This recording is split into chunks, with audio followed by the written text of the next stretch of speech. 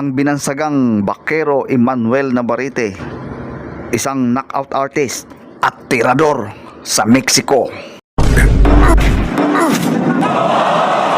At malupit kung bumira. Ngunit hindi rin matatawaran ang husay ni Magsayo pagdating sa ibabaw ng ring. Kumbaga sa pagkain mga idol, halos kumpleto rin sa Ricardo, kaya magaling, mabilis, mautak din sa labanan pagdating sa ibabaw ng ring mga idol. Ano sa palagay nyo mga idol? Pwede na kayang maglaban silang dalawa? Or nakakapanabik na laban kung silang dalawa ang magkatapat sa ibabaw ng ring mga idol? Antayin natin yan.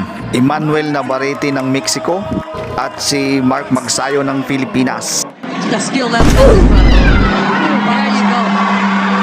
Cover a little bit. Well, you know what side. He's experienced. He's gonna go for it. Gonna one side him and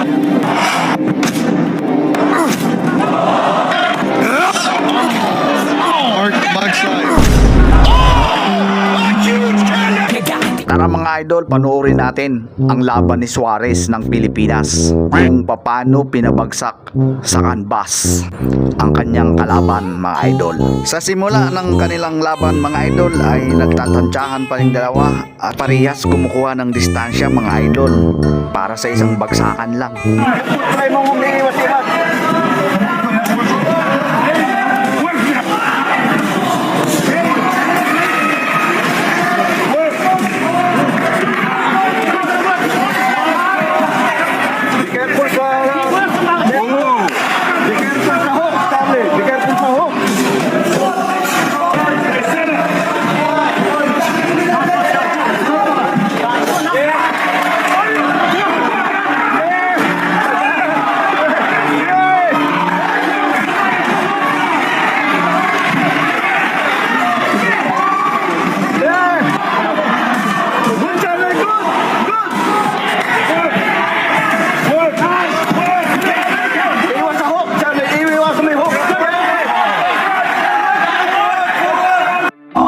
Round 2 tayo mga idol.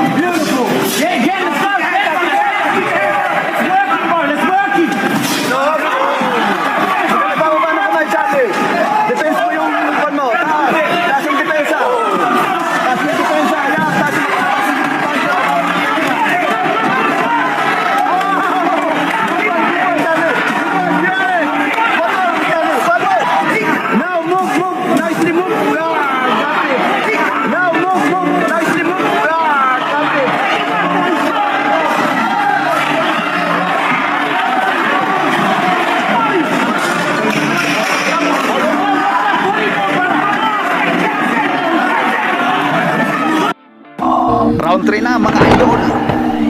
Dito sa pangatlong round mga idol ay nag-iingay at nagsasaya ang mga Australiano. Akala nila panalo na ang kanilang manok.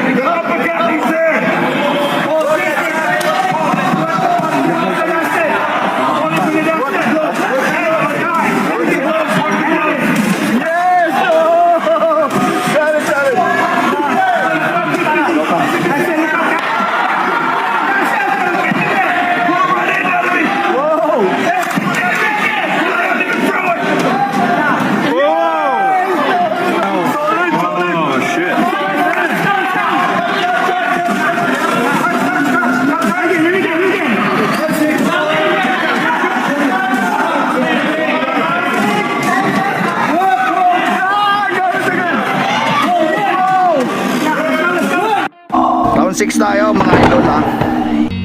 Tuloy lang ang labanan mga idol. Parang hindi nauubusan ng mga baterya ang dalawa.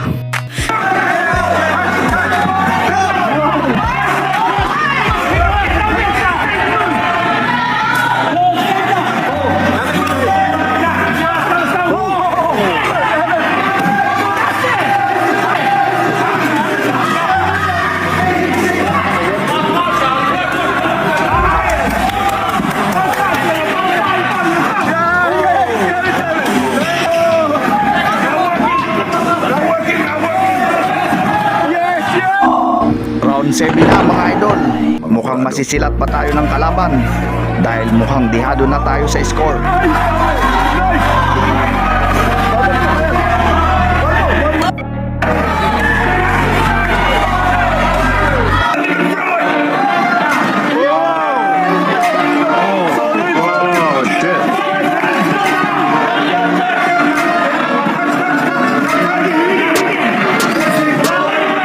Round 8 na mga idol. Kailangan pabagsakin ni Suarez ang kalaban para makaiwas sa dayaan mga idol.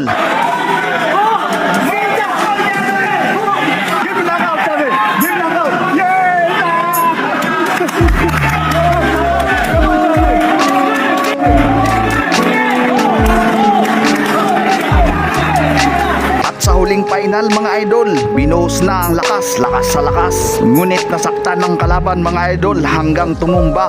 Kaya panalo ang ating kababayan. Congratulations!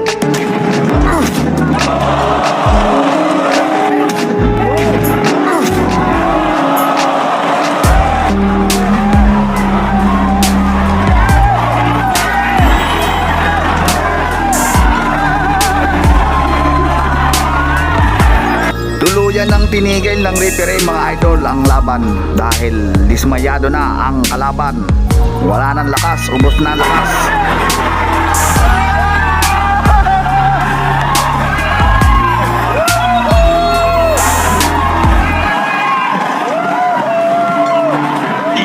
For Charlie Suarez from the Philippines.